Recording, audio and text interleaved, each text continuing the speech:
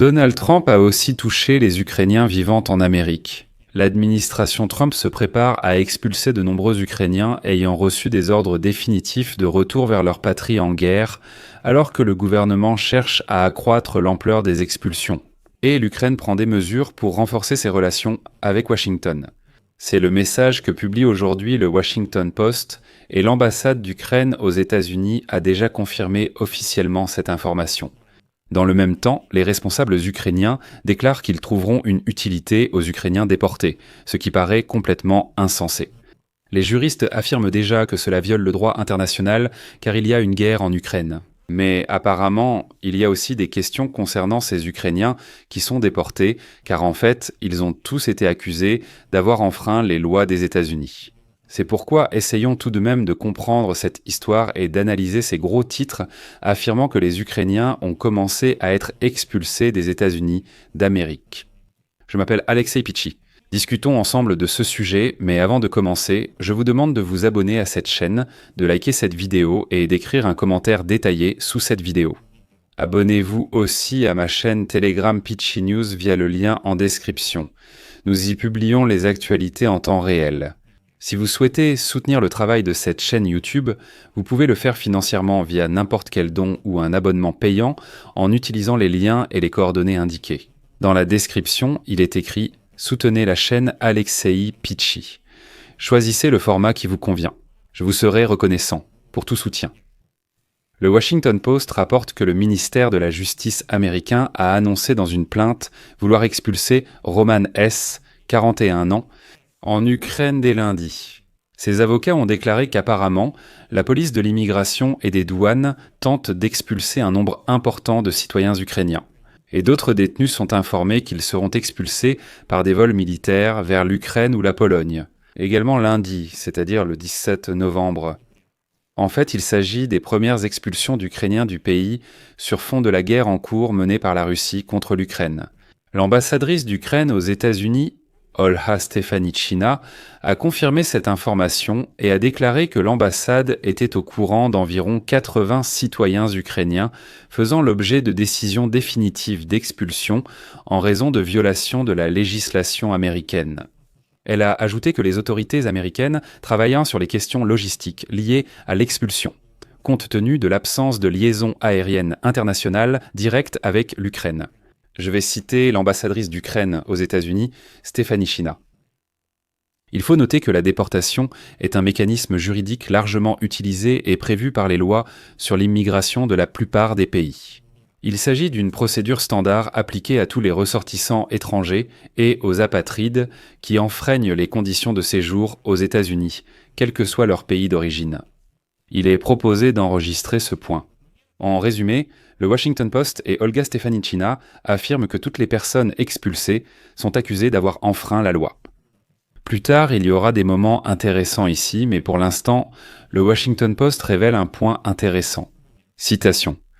L'Ukraine a une histoire de réticence à coopérer pleinement avec les États-Unis dans leurs efforts de déportation de certains immigrés comme Roman S., né en Union soviétique et dont la citoyenneté est restée incertaine pendant des décennies. Mais la situation pourrait changer, car l'Ukraine lutte pour repousser les attaques russes, recruter des soldats et maintenir le soutien du gouvernement américain.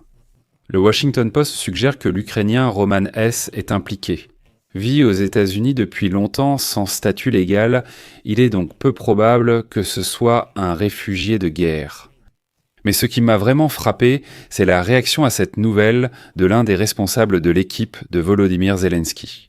Ensuite, voici encore un paragraphe de l'article du Washington Post. Je cite « Les États-Unis peuvent expulser autant de personnes qu'ils le souhaitent », a déclaré un conseiller du président ukrainien Volodymyr Zelensky, qui a souhaité rester anonyme pour discuter de la question politique. « Nous leur trouverons une utilisation digne », a-t-il ajouté. Je m'excuse, mais depuis quand un simple conseiller du président va-t-il chercher une utilisation aux citoyens ukrainiens, même s'ils sont accusés d'avoir enfreint la loi en Amérique, et ainsi de suite ? Depuis quand un conseiller a-t-il le droit de s'exprimer ainsi ? Nous trouverons une utilisation digne à un citoyen. Pour qui se prennent certains fonctionnaires ? À ce moment-là, les avocats de Roman ont déclaré qu'ils étaient préoccupés par le fait que les Ukrainiens et d'autres anciens citoyens de l'Union soviétique risquaient d'être expulsés sans qu'on leur donne la possibilité de contester leur expulsion. Citation. Au moins dans certains cas, il semble que les personnes détenues ne se voient même pas accorder le droit de démontrer leur crainte d'être expulsées. C'est illégal. L'Ukraine est une zone de combat. La loi martiale est actuellement en vigueur. Un représentant du ministère de la Sécurité intérieure des États-Unis a déclaré « Pour des raisons de sécurité, l'Immigration and Customs Enforcement ne confirme pas les futures opérations d'expulsion. » Mais Roman S. a bénéficié d'une procédure judiciaire complète et régulière, et ses demandes ont été examinées. Mais comme on dit, il y a aussi un revers à la médaille dans cette histoire. Parce que tous les Ukrainiens ne sont pas des saints. Par exemple, le journal Washington Post parle d'un autre Ukrainien qui sera également expulsé lundi. Le journal écrit, je cite, « Andriy B. Il a raconté qu'il est arrivé aux États-Unis en 1990 à l'âge de 13 ans en tant que réfugié juif de l'Union soviétique. Il a également raconté qu'à un moment donné, il avait une carte verte et qu'il a essayé d'obtenir un passeport ukrainien, mais qu'il ne l'a jamais obtenu.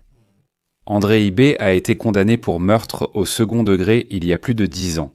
Selon le bureau du gouverneur de Californie, Gavin Newsom, Andriy B. Sa famille a rencontré un partenaire commercial, puis Andriy B. Partait sans il a tiré depuis sa voiture et a accidentellement tué un membre de sa famille. Néanmoins, si les États-Unis expulsent les 80 personnes, ce sera le plus grand nombre de ces dernières années. Selon l'Institut de criminologie internationale, 53 Ukrainiens ont été expulsés des États-Unis en 2024. Je le répète, ce sont toujours les Ukrainiens qui enfreignent la loi qui seront expulsés. Revenons à notre premier héros, Roman S.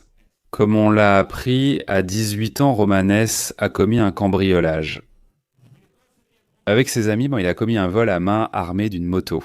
Au final, Roman S. a passé plus de 11 ans dans une prison de l'État de Californie. En 2014, ils ont tenté de l'expulser vers l'Ukraine, mais celle-ci a refusé, ne pouvant confirmer sa citoyenneté. Il est donc essentiel de mettre fin à la panique et aux manipulations que certains diffusent actuellement sur les réseaux sociaux. Comme on le voit, ce sont vraiment les Ukrainiens qui enfreignent clairement la loi qui sont expulsés. Je vais m'arrêter là. Donnez votre avis et vos conclusions dans les commentaires sous cette vidéo, abonnez-vous à la chaîne, cliquez sur la cloche et n'oubliez pas de mettre un like. C'est tout pour aujourd'hui. Prenez soin de vous, à bientôt à tous.